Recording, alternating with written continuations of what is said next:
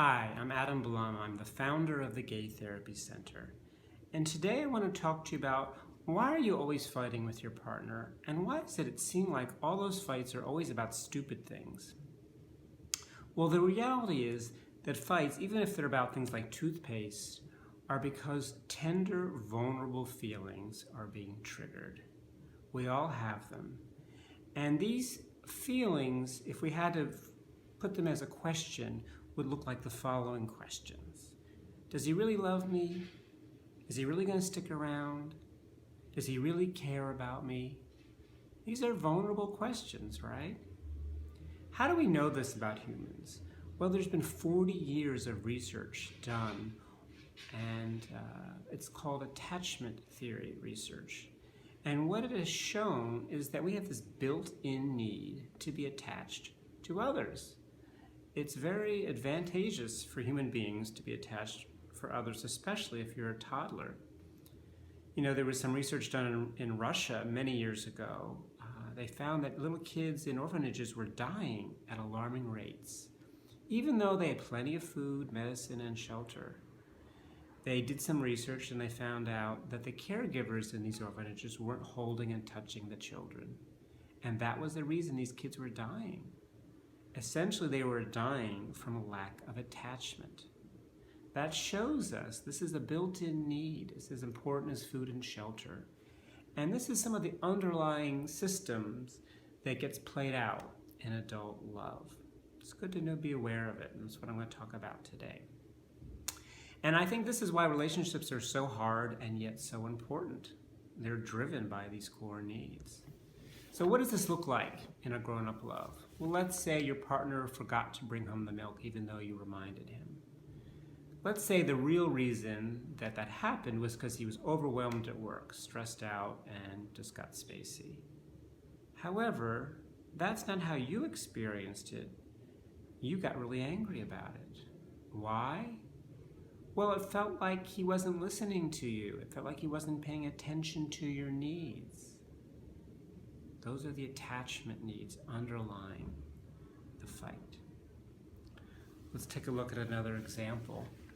Let's say your partner is yelling at you. You didn't text me, you tell me you would be late. Well, what is that partner really expressing to you from an attachment perspective? I felt abandoned. I felt all alone, right? The cries of a toddler. That toddler needs to be attached. They don't even know how to open the refrigerator without their parents.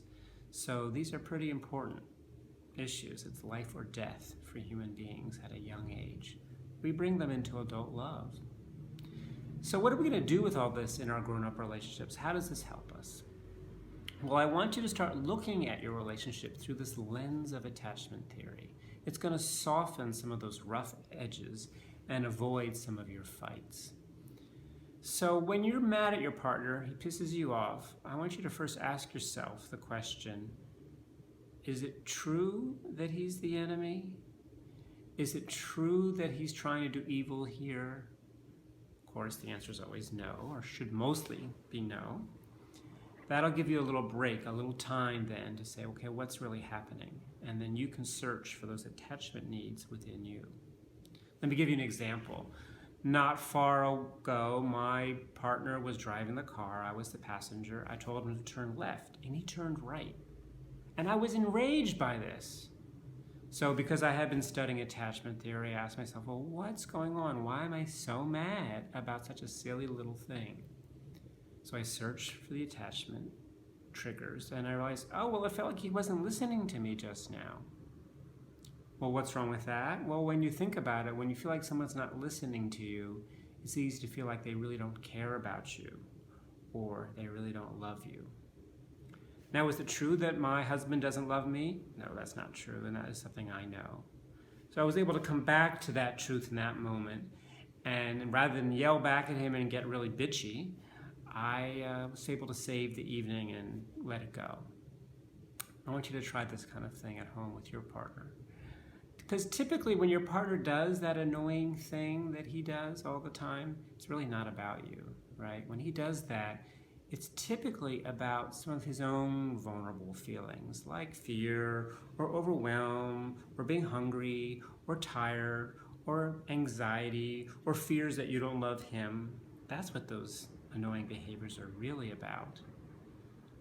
So if we look at it through that lens, we can be a little softer. And the next time he gives you major attitude about something, you can say to yourself, oh, I bet he feels like I don't love him right now. Imagine if you were able to do that. Then you'd have some empathy for him. You know what that feels like. You know what it feels like to feel abandoned sometimes.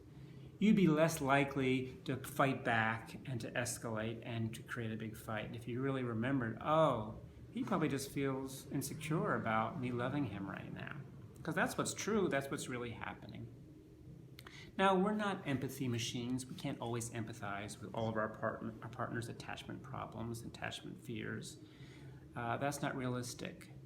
However, I think we can resolve our conflicts more quickly and more often if we think about what's happening between us from this attachment perspective and start talking about it from that perspective with our partner. You know, the conversations get so much deeper and so much more interesting if we start to talk about how we feel dropped emotionally by our partners, rather than staying exclusively focused on the dirty dishes in the sink and the crime of those dirty dishes. Think about it.